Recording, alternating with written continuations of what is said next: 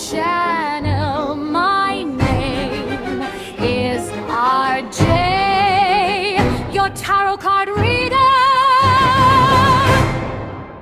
Take what resonates and leave those not for others. Watch on your own risk. Hello my dear! Magandang gabi po sa ating lahat. Kung hindi mo naman po gabi napapanood ang ating reading, ikaw po'y binabati ko na magandang umaga, magandang tanghali at magandang hapon. Tayo po ay mag-guided collective reading. Ayan. So bago tayo mag-proceed sa ating guided collective reading, ako po muna ay magpapa-thank you.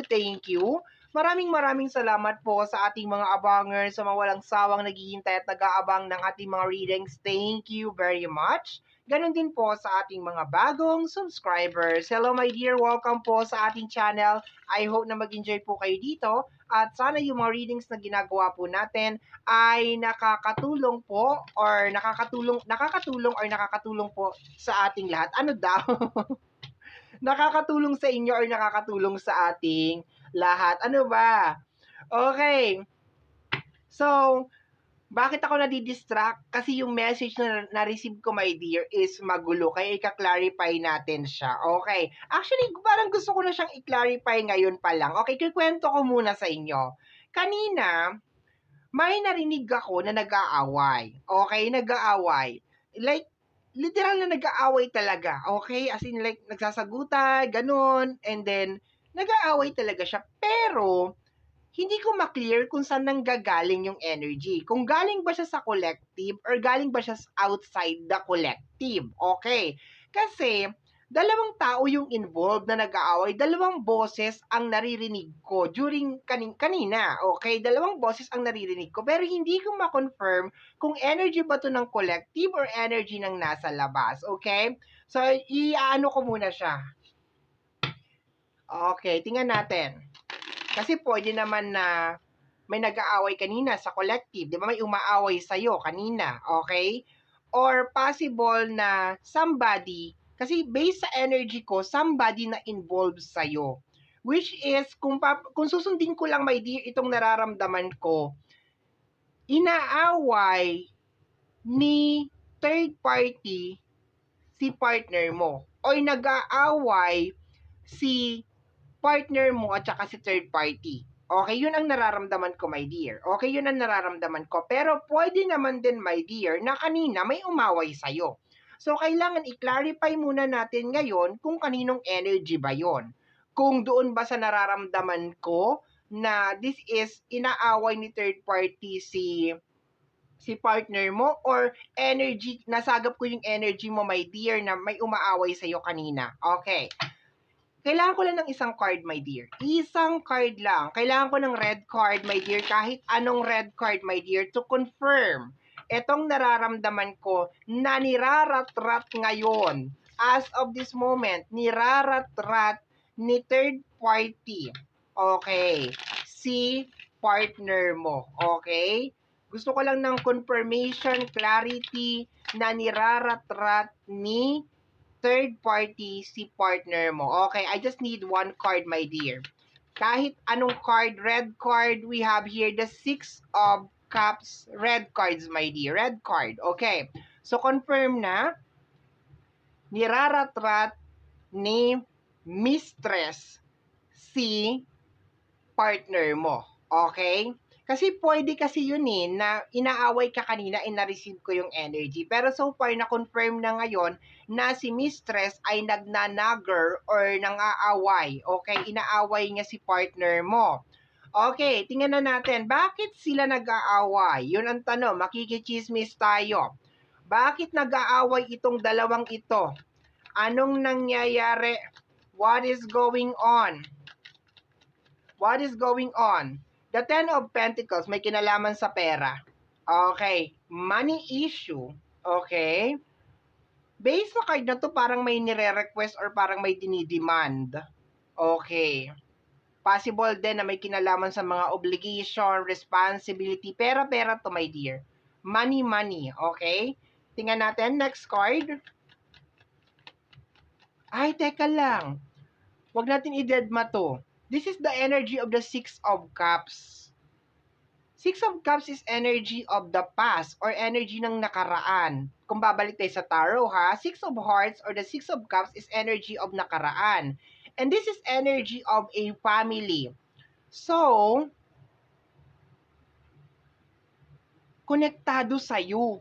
Malamang, kaya nga tinawag na collective kasi connected sa collective. So, ang pinag-aawayan nila, my dear, is may kinalaman sa pera at may kinalaman din sa'yo. So, na-involve ka na naman dito sa away na ito. Okay, tingnan natin ha. Clarify natin. Ano ang pinag-aawayan nila? Ano po ang pinag-aawayan nila? Let me see what is going on. The Five of Wands. Nag-aaway nga talaga sila, dear. Nag-aaway sila. Anong pinag-aawayan nyo? Teka lang ha. May kinalaman sa'yo. Six of Cups to eh. So may kinalaman sa'yo, my dear. Nagnanagar-nagar na naman ito. Baka nagsiselos. 'Di ba? Kung pinalaya mo na, bakit nagsiselos pa rin? 'Di ba? Ewan ko ba? Tingnan ko ha. Clarify pa natin. Pero meron tayong Five of Wands over here. So definitely, nag-aaway nga talaga sila. So tama yung na-receive ko na message. Nag-aaway sila. Pero dito, my dear, ang clear lang dito is nag-aaway sila na may kinalaman sa pera. Napasok ko lang dahil may energy ng Six of Cups. So, possible na yung pinag-aawayan nila is posibleng matagal nang nilang pinag-aawayan. Pero, sorry for the inconvenient na full storage po ako. Nakalimutan ko magburabi. Okay, nasaan na tayo kanina? Okay. So, we have here, ayan nga, nag-aaway nga sila, di ba? So, sige, add pa tayo ng card. Na full storage ako. Okay. Nakakalimutan ko talaga magbura. Okay, let me see. Paki-clarify pa po. Paki-clarify pa po. Paki-clarify. Sorry po sa cut. Okay, sorry po sa cut. Okay, we have here the Ten of Sword. Okay. The Ten of Sword. We have here the full card. Ay! Teka lang ha. Okay, nagigets ko na, dear. Teka lang. 1, 2, 3, 4, 5. Kasi 6 cards lang tayo. Okay, so 10 of Sword. My dear, konektado nga sa'yo tong reading na to. Ikaw yung dahilan kung bakit sila nag-aaway. Kasi as of this moment, tingnan mo yung nangyayari sa partner mo. Hindi siya happy. And meron siyang full card over here. So, meron gustong kumalas. May gustong kumalas, dear. Okay? May gustong kumalas. May gustong makipaghiwalay. Okay? Ayan o. Maliwanag pa sa sikat ng araw. Okay?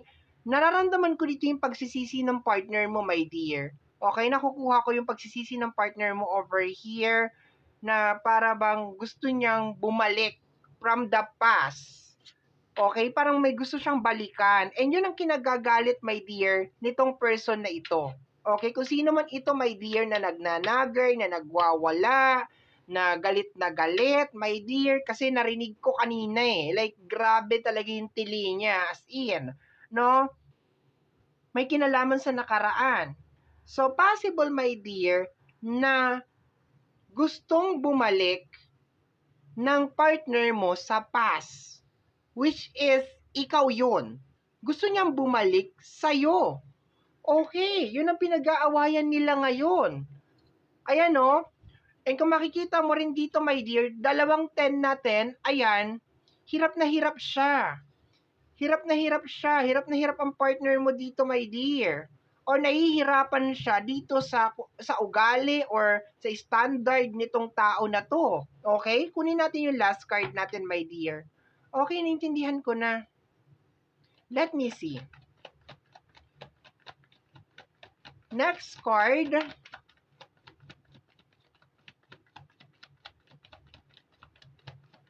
Next card is the energy of the Knight of Wands.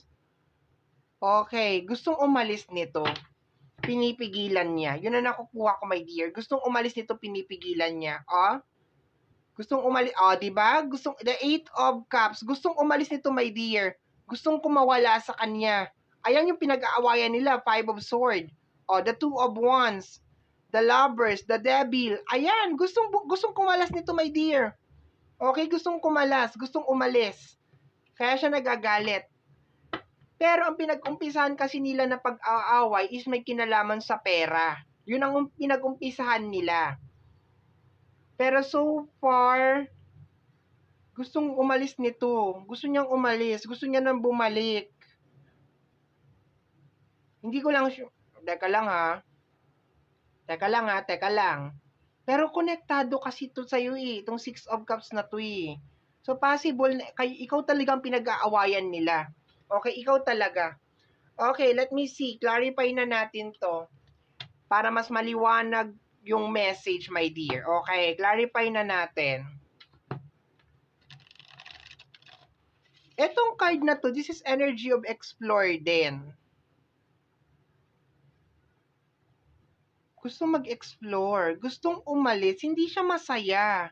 Nakukuha ko lang paulit-ulit is hindi na siya masaya dun sa connection. Gusto niya nang umalis.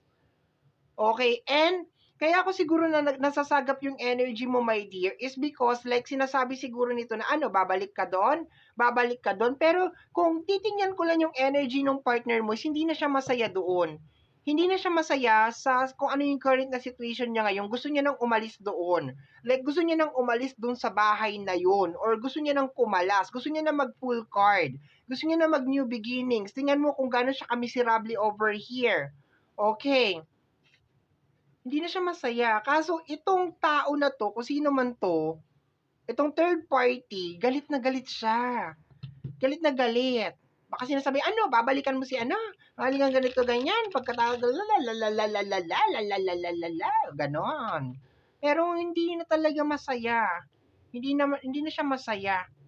Nadadamay ka na naman sa away nila. Tingnan natin, clarify natin, my dear. Let us clarify it. Let us clarify this energy. Paki-clarify po. Paki-clarify po. Okay, we have here, no more drama for me. No more drama. Madrama siguro tong tao na to, my dear, no? Yung ang dami-daming mga eksena. Kaya yung partner mo natutulig sa kanya. Okay? Natutulig yung partner. No more drama for me. Gustong umalis ng partner mo, ayaw niya na ng drama. Ayaw niya na ng ganitong buhay. No, ayaw niya na makipag-deal sa nagger. No. No more drama for me. Ayan o, no more drama for me. Okay? Madrama siguro tong pamilya na ito or itong sinamahan niya, kung sino man ito, ma-argued. Maraming mga hanash, maraming mga kung anes-anes, ganon. Yan, kaya gusto niya nang umalis. 'Di ba sabi ko, hindi na siya masaya. Paano ka ba naman sasaya kung araw-araw ng buhay mo puro drama yung hinahain sa'yo? 'Di ba? Wala tayong ganito, wala tayong ganyan, kailangan natin ng pera, ganito, ganyan. Maski ako lalayasan kita. Wala ka ng bukang bibig kung hindi puro ganito. Remember, nag-umpisa ang away nila sa pera. Okay. Nag-umpisa yon. Tapos siguro pag hindi nabibigyan ng pera, nagngangak-ngak. Ayan na, kung ano ng mga sinasabi. Okay? Tingnan natin. Next card pa tayo. Let me see. We have here, tired, pagod, tired, T-I-R-E-D, tired. Pagod na siya talaga, my dear. Pagod na siya. Naawa naman ako bigla sa kanya. Uy, bakit kasi? Pipili ka na nga lang yung mahilig pa sa teleserye. 'Di ba? Ayan tuloy. Imbis na nanahimik ka na doon sa collective, 'di ba? Kung saan ka pa nagpupunta, ang sarap pitikin ng dapat pitikin sa'yo.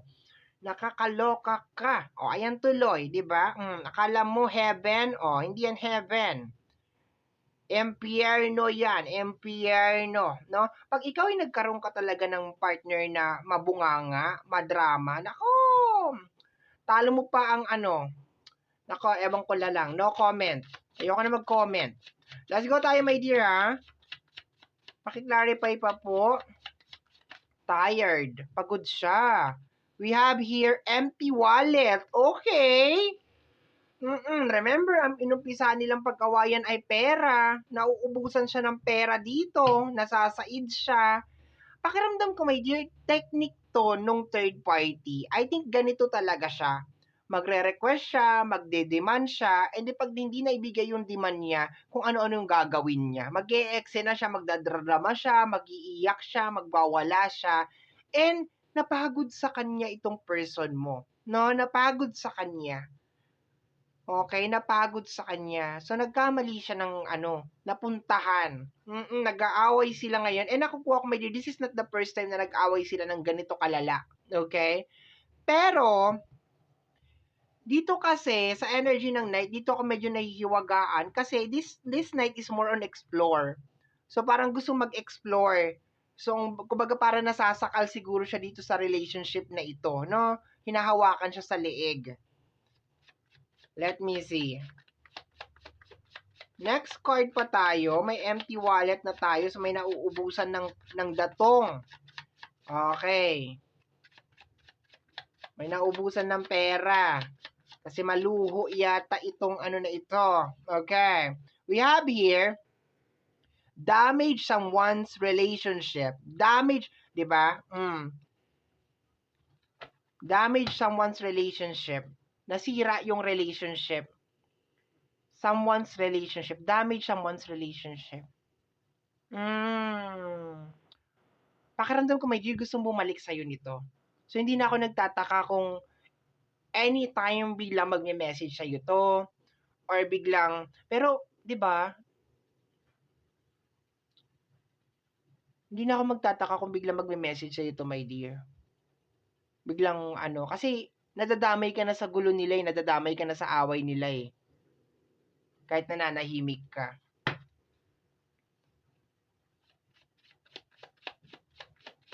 Let me see. Damaged relationship. Okay? We have here, bad boy. Ay, bad boy siya. Siguro itong tao na to talagang mapilyo talaga siya. Alam mo ako, may naniniwala ako na talagang marunong ang ating Panginoon. Marunong talaga siya. Talagang ipamumukha at ipamumukha niya talaga sa'yo na nagkamali ka ng desisyon. Ganon. So, in short, nagkamali ng desisyon tong partner mo na sumama siya dito sa taong ito. Dahil itong tao na to ay materialistic. At pag hindi niya nakukuha ang gusto niya, nag-e-eksena siya. Ngayon nakakaramdam siya ng pagod. Sabi nga dito, no more drama for me. Ayaw niya na sa drama. Baka madrama din ang pamilya nitong tao na ito. Puro daing, puro problema, di ba? Baka kailangan ng panchicha, bakla, di ba? Walang panchicha, buong angkan. Baka nakadepende na doon, di ba? Mapapagod talaga. 'Di ba? Ayan, merong ng energy ng tired. Okay, naka-partner pa sa 5 of wands natin. So lagi silang nag-aaway, lagi silang nagtatalo. O tingnan mo, dapang-dapa. O, 10 of sword tapos empty wallet. Pagod na. O, meron tayong 10 of pentacles over here, 10 of sword. O, empty wallet and damaged relationship. Damage someone's relationship. Okay, may nasirang relationship dito. So tama lang ako na nagtanong ako kanina kung kaninong energy ito. So third party nga talaga ito kasi meron tayong damaged relationship and meron tayong energy ng bad boy. So ito, kung sino man ito, my dear, na nagigilty, tingnan mo ayan, nagluluksa as of this moment na nagkamali siya ng desisyon sa buhay, na dragon na pala itong na samahan niya, 'di ba? Bruha pala itong nasamahan niya, 'di ba? It's too late to apologize. It's too late. Ay, marunong talaga ang ating Panginoon. Talaga naman. Anong gagawin mo ngayong kuya? Makakawala ka pa ba dyan? Yun ang tanong. Mukhang hindi ka talaga pakakawalan yan. No? Parang good provider ka kasi. Mukhang inispoiled mo yata ito. Kaya hindi ka pakakawalan nito. Oo. So, tingnan natin ha. Last card tayo, my dear. Ayaw niyang pakawalan. Kaya siya nagagaganyan, kaya siya naglulupasay para siyang uod, para siyang bulate na nilagyan ng asin. Sigaw na sigaw. Wah! Wah! Maski naman din ako pag ganyan din ang makarelasyon ko, baka pasakan ko na lang talaga ng, alam mo yung basahan yung bunganga. Tingnan natin. Lalo na pag lagi ang bukang bibig pera. Ay naku. Kala mo sa ang bangko nga naubusan ng pera eh, 'di ba? Tayo pa kaya. Pera ang pinagumpisahan ng away nila, my dear, hanggang sa umikot na lang, hanggang sa nadamay ka na lang. Pero hindi na talaga masaya si partner mo sa kanya. Hindi na talaga, wala nang happiness. Okay, we have here destroy marriage. Ay, nakasira ito ng relasyon, my dear. Gusto niyang bumalik, my dear. No? Kasi tingnan mo, night papunta doon. Pero bad boy kasi ito eh. So, ayan, kina-Carmi Morty na. No, kumakain ba kayo ng Carmi Morty? No? Carne Norte yun. Carmi Morty, no? Ang putahin natin ngayon ay Carmi Morty. Okay? Carmi Morty, o yan, kina-Carmi Morty siya. May, sa ginawa nilang dalawa, may nasirang pamilya, may nasirang relasyon. Okay? And probably, relasyon mo yun at saka ng partner mo. At ngayon, they are in a very, very bad condition. Nag-aaway sila almost every day. Kasi nakuha ko hindi ito yung first time na nag-away sila ng ganito. Napapadalas at laging pera ang pinag-uumpisahan. Ang masama dito, your partner is not happy anymore. Hindi na siya masaya sa connection na to. Gusto niya nang umalis, gusto niya nang kumawala, naghahanap na siya ng exit. Naghahanap na siya ng exit, my dear. Pag nakahanap to ng exit, lalayas talaga to. Kaso parang malatuko itong kung sino man ito. At ayaw talagang pakawalan itong si partner mo, my dear. Okay? Pero so far, hindi na masaya si partner mo sa kanya at naghahanap na ito ng exit. Okay, nakakaloka. Ang putahin natin or ang reading natin ngayon ay Carmi Morty. Carmi Morty or Carni Norte. Ay, nag-plug pa. Okay, ayan ha, Carni Norte ha, baka naman. Okay. So my dear, yan po ang nasagap natin na message energy para sa gabi na ito. Kagaya po na lagi kong nasasabi o lagi kong nasasambit, ang tanging hiling at dasal ko lamang po sa ating bumay kapal na mga readings na ginagawa ko ay nakakatulong po sana sa ating lahat. Maraming salamat po. Thank you, my dear. Bye-bye.